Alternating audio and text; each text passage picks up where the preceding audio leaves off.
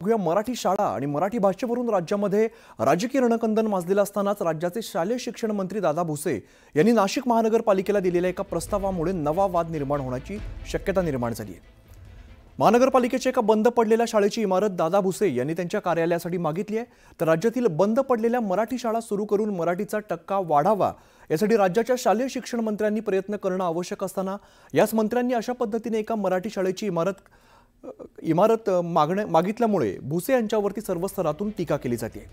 मात्र दादा भुसे यांनी महानगरपालिकेकडे मागणी कसली केली तरी सुद्धा महानगरपालिकेने अद्याप दादा भुसे यांच्या मागणीला प्रतिसाद दिलेला नसल्याची माहिती पालिका आयुक्तांनी दिलेली आहे। तर या शाळेत तात्पुरत्या स्वरूपात सुरू असलेल्या अंगणवाडी शिक्षकांनी विद्यार्थ्यांना पुन्हा नादुरुस्त शाळेत जावं लागतंय, तर त्यांचे पालक विद्यार्थ्यांना अंगणवाडीतून काढून घेतील, त्यामुळे पटसंख्या कमी होईल अशी भीती सुद्धा व्यक्त केली जाते। महाराष्ट्राच्या राजकारणामध्ये गेल्या काही दिवसांपासून मराठीवरून एक राजकीय रणकंदन पाहायला मिळतंय। यातच महाराष्ट्र राज्याचे शालेय शिक्षण मंत्री दादा भुसे यांनी नाशिक महानगरपालिकेला दिलेल्या एका प्रस्तावामुळे या वादात आणखी भर पडण्याची शक्यता निर्माण झाली आहे। दादा भुसे यांनी त्यांच्या नाशिकमधील कार्यालयासाठी चक्क नाशिक महानगरपालिकेच्या एका मराठी शाळेच्या इमारतीमधील खोल्यांची मागणी केलेली आहे। ही इमारत नेमकी कशी आहे ते आपण बघूया। माझ्या मागच्या बाजूला हीच ती इमारत आहे।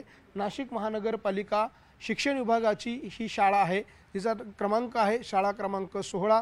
नाशिक शहरातील पोलीस आयुक्तालयाच्या कार्यालयाच्या परिसरामध्ये ही भव्य दिव्य इमारत आहे आणि याच भव्य दिव्य इमारतीमध्ये दादा भुसे यांनी त्यांच्या कार्यालयासाठी या इमारतीमधल्या काही खोल्यांची मागणी केलेली आहे आणि त्या संदर्भातलं एक पत्र जे आहे ते देखील नाशिक महानगरपालिका प्रशासनाकडे दिलेलं आहे। आणि या पत्रामध्ये दादा भुसे यांच्या कार्यालयासाठी या इमारतीमधल्या काही खोल्या मागण्यात आलेल्या आहे आणि त्यासाठी काही दिवसांपूर्वी जिल्हा नियोजन समितीमधून तब्बल 1 कोटी रुपयांचा निधी देखील प्रस्तावित करण्यात आलेला आहे। मात्र ह्या शाळेची नेमकी परिस्थिती काय आहे ती आपण समजून घेणार आहोत।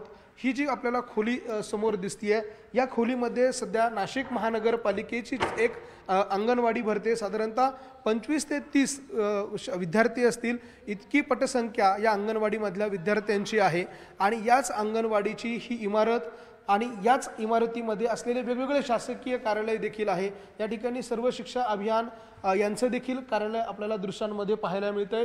त्याचबरोबर सर्व शिक्षा अभियानाचा हा लेखा विभाग जो आहे त्याचं कार्यालय देखील याच इमारतीमध्ये आहे आणि या सगळ्या इमारतीमध्ये इतकी सगळी शिक्षण विभागाची कार्यालय आणि अंगणवाडी एक तात्पुरत्या स्वरूपाची जी अंगणवाडी या ठिकाणी आहे ती सुरू असताना राज्याच्या शिक्षण मंत्र्यांनी अशा पद्धतीनं एका बंद पडलेल्या शाळेच्या इमारतीची मागणी केल्यानं एक नवा वाद निर्माण झालेला आहे। व्हिडिओ जर्नलिस्ट हेमंत बागुलसह लक्ष्मण घाटोळ, न्यूज 18 लोकमत, नाशिक। तर आपण बघतोय एकीकडे मराठी शाळांचा टक्का कमी होताना दिसतोय, त्यासाठी प्रयत्न केले जात आहेत। मात्र शिक्षण मंत्री दादा भुसे यांची मागणी आल्यानंतर सर्व स्तरातून त्यांच्यावरती टीका केली जाते।